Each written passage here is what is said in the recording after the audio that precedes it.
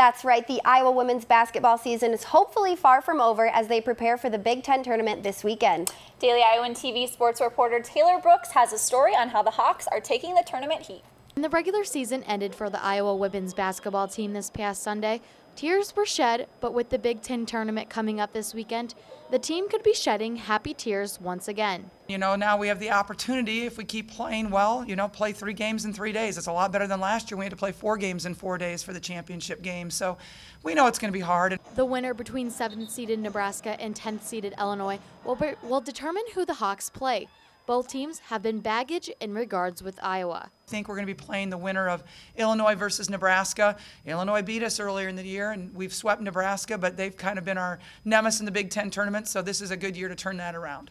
Even with the Big Ten tournament the focus of the next week, the NCAA tournament is not far from reach to give the Hawks a chance to play on their home court again.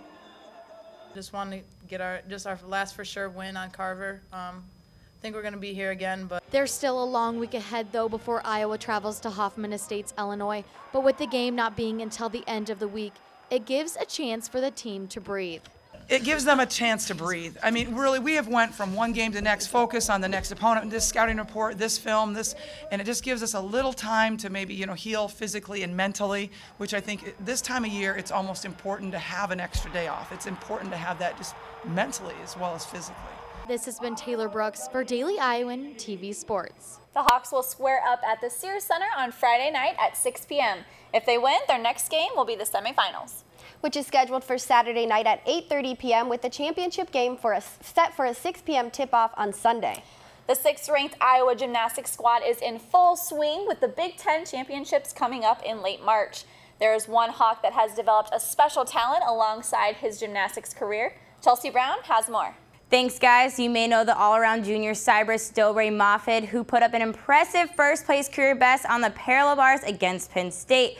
But one thing you wouldn't know about this gymnast are the mean moves he takes to the dance floor.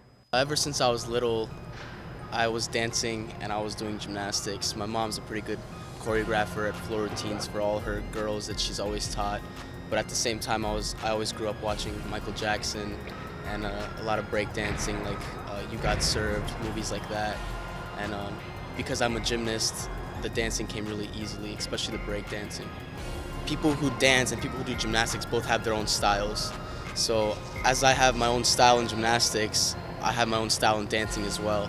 My style is kind of aggressive but sharp at the same time, but fun too. I remember that I'm in a battle, but also that I have to have fun with it. A lot of that comes down to how you perform also in competitions, in meets, or in dance battles. You have your own style competing against the opponent, and that's what I like to bring in artistic gymnastics with my dancing, especially my floor routine with my air flare. That's a breakdance move, and I was able to incorporate that in my floor routine, so it's pretty fun and interesting. And it's good for the crowd too. It is something that runs in the family. All my brothers dance. They call us the Majestic Four. I have 3 other brothers, and my 2 little younger twin brothers, Twin Bots is their account.